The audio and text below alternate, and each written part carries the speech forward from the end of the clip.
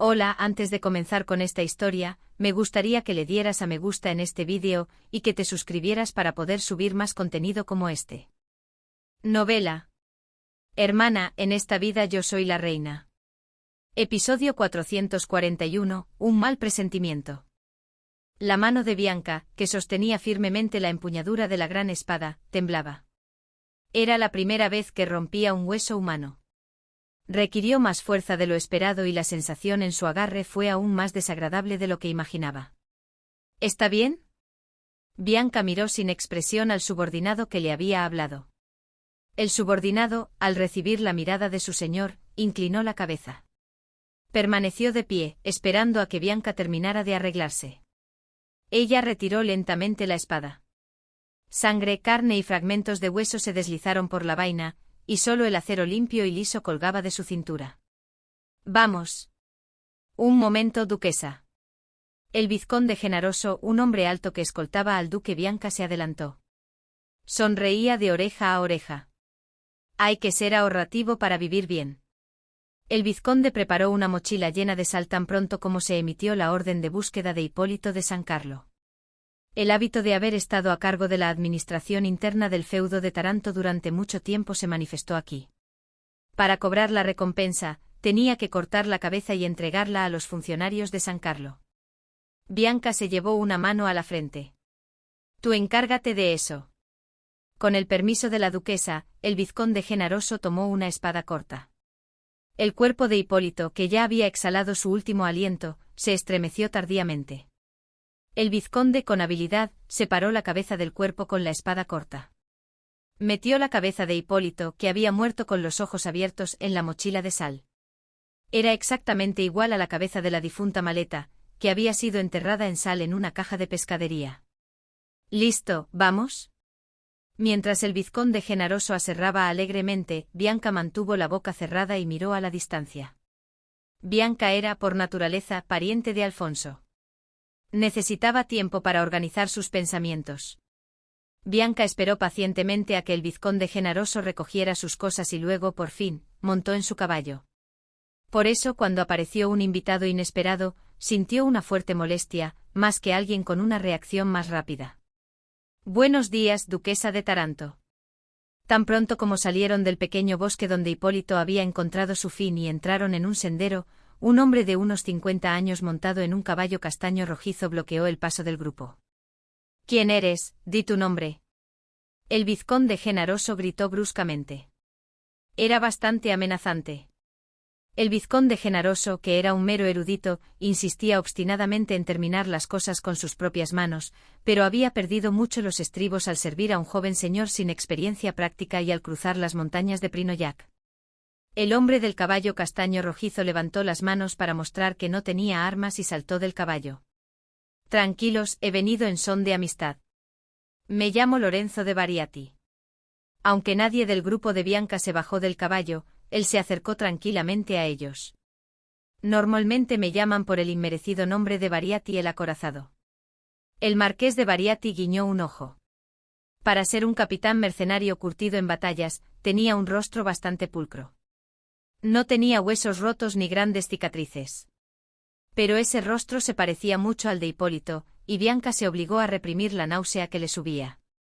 He oído que una persona tan distinguida ha llegado a mi territorio y he venido a ver su rostro, duquesa. Desde el caballo, el vizconde Genaroso gruñó ferozmente. Muestre respeto a la duquesa de Taranto. El marqués de Bariati no entendió al principio lo que significaba eso. ¿Respeto? ¿No lo había mostrado ya? Mientras el marqués de Bariati se preguntaba si debía besar el dorso de la mano de la duquesa, el vizconde Genaroso gritó una vez más. Esta persona es la orgullosa dueña de su propio feudo. Al marqués de Bariati, que solo parpadeaba, el vizconde Genaroso le gritó. El título. El marqués se dio cuenta por fin de que había llamado a Bianca de Taranto duquesa, y no duque. ¡Qué nervios por nada! Murmuró algo entre una risa hueca y una burla para sí mismo, pero luego se inclinó respetuosamente. Perdone mi falta de respeto, Su Excelencia el Duque. Sin embargo, una sonrisa seguía en sus labios y su postura era como la de alguien que escoltaba a una dama en un baile. Bianca miró al marqués de Bariati sin decir palabra. Su altura era considerable y su caballo también era un corcel grande y fuerte, por lo que parecía el doble de grande que el marqués de Bariati. ¿Es eso todo lo que querías? Oh, no. A pesar de la diferencia de tamaño, el marqués de Bariati sonrió amablemente y dio un paso adelante. A veces, si no se conoce bien a la otra parte antes de hacer un gran negocio, se toman malas decisiones. En cifras es claramente un buen negocio, pero al principio, uno no sabe si la otra parte es de fiar o no. Era un tono como el de una persona mayor amonestando a un joven. El vizconde Genaroso, irritado por el tono, no se atrevió a intervenir de nuevo y miró de reojo a Bianca. La joven duquesa mantenía una expresión perfectamente inexpresiva, sin moverse. He viajado por varias partes del continente central, pero Taranto es un feudo excelente.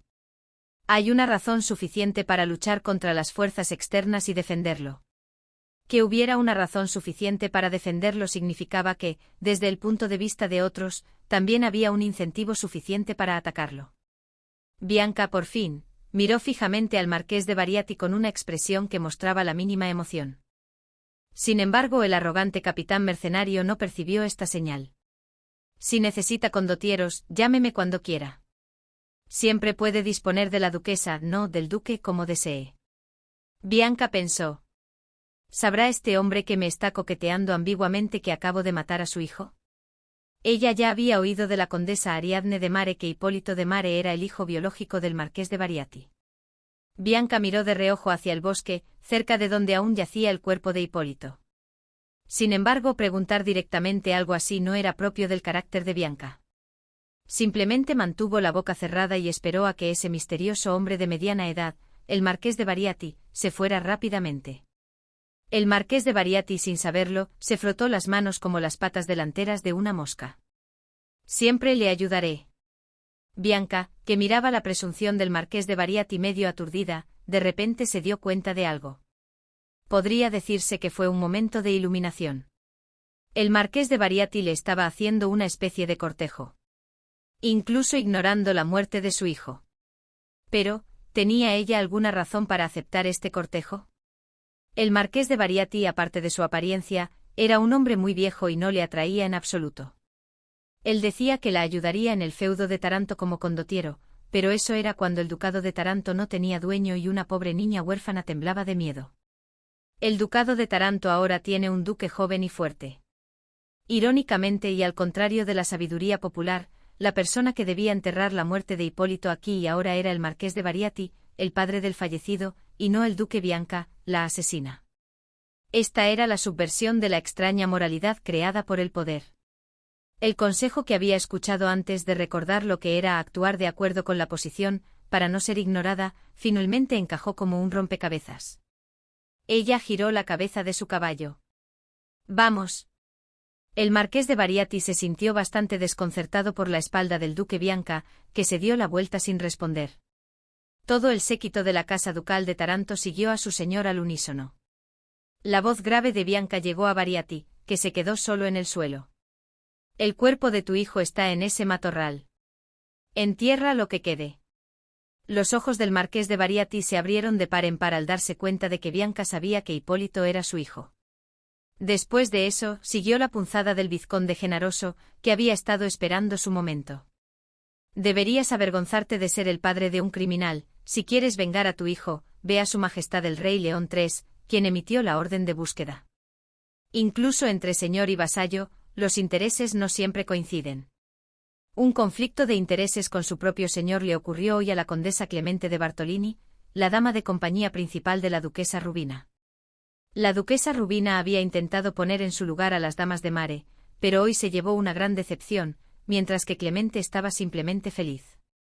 La condesa Ariadne de Mare no, la princesa Ariadne entró al baile sin problemas y el príncipe incluso la reconoció como su esposa frente a las candidatas a prometida, pero la condesa Contarini, Isabella, fue enviada a casa a la fuerza, llorando. Bueno, no vi con mis propios ojos que llorara, pero lo del envío forzoso era seguro. Con eso bastaba. Ariadne de Mare no fue algo que yo insistiera en hacer. Clemente había sugerido inicialmente que solo Isabella, la hermana de padre y madre de Hipólito de Mare, no debería entrar. Fue la duquesa Rubina quien insistió en incluir a Ariadne, diciendo que también era una de Mare. Si me culpan, ¿no sería la duquesa la mala de verdad? Como era una mala persona, Clemente podría haberla culpado, pero de todos modos, Clemente decidió pensar en eso al día siguiente. Su esposo también estaba en casa indispuesto, así que hoy era su día. Las cosas buenas debían disfrutarse. Vivir el presente era lo que Clemente mejor hacía. Ella recorrió el salón de baile buscando un rostro que quería ver, casi inconscientemente. Pero por mucho que buscó en el salón de baile, no apareció el rostro que debía estar allí. El conde Andrea di Pascal no estaba por ninguna parte. No me digas. Un mal presentimiento invadió a Clemente. No puede ser. La última vez Di Pascal ya no respondía a las llamadas de Isabella. Ya debe ser una situación terminada. No puede ser. Pero un rostro que no debería estar, si estaba en el salón de baile. Eras tú, hermana. Vaya, podrías haberme avisado. No te fuiste a casa. Octavio, a quien Clemente pensó que se habría ido a casa con Isabella, estaba deambulando por el salón de baile con el asiento de al lado vacío. Octavio era incluso peor que las expectativas de su propia hermana. ¿Para quién me voy a casa? Mi cuñado tampoco está, ¿quieres que te escolte? Octavio, que había perdido su casa después de ser expulsado del círculo íntimo del rey, y se había recluido avergonzado de ser visto por los demás, parecía disfrutar de las actividades al aire libre por primera vez en mucho tiempo. Oh, el conde Pinatelli también vino, la familia del conde Morosini también está aquí. El conde Pinatelli era un viejo que había acosado a su esposa, pero Octavio, con unas copas de más, estaba completamente despreocupado. Cuando salgo, soy tan bienvenido, para quien me voy a quedar en casa encogido. Baja la voz. Clemente no tenía grandes expectativas de su hermano Octavio, pero nunca imaginó que él entraría solo al palacio mientras su esposa era expulsada. Esto significaba que no había nadie vigilando a Isabella. Ella comenzó a sentirse cada vez más ansiosa. En ese momento Clemente vio a la condesa Di Pascal. Sus pupilas temblaron. ¿Por qué esa mujer está sola otra vez? Qué mal cuida a su marido. Por mucho que hubiera ganado el título de la mujer más loca de San Carlo en el mundo oscuro, interactuar con una sonrisa con la esposa del hombre con el que había tenido una aventura, y a quien realmente amaba era demasiado incluso para Clemente. Octavio, pensando que su hermana estaba interesada en el bienestar de la condesa Di Pascal sin saber nada de la relación entre el esposo de ella y su propia familia femenina, le informó con arrogancia a su hermana. La condesa Di Pascal dijo que su esposo se fue a casa antes porque le dolía el estómago. Las personas sin pareja tuvimos una conversación íntima. Al escuchar que Di Pascal no estaba en el salón de baile, varios eventos se conectaron en la mente de Clemente como un rayo. Las luces de advertencia parpadearon. No escuchó bien lo que su hermano estaba balbuceando. Algunas palabras clave se le quedaron grabadas en el oído mientras escuchaba intermitentemente. Como si buscara a alguien por mucho tiempo anduvo por ahí. Algunos gestos frenéticos de Octavio pasaron por su vista. Relativamente temprano, incluso antes de que su majestad el rey entrara. Al escuchar esto, Clemente salió corriendo del salón de baile. Si fue justo antes de que su majestad el rey entrara, es probable que haya presenciado el incidente de Isabella y la haya seguido.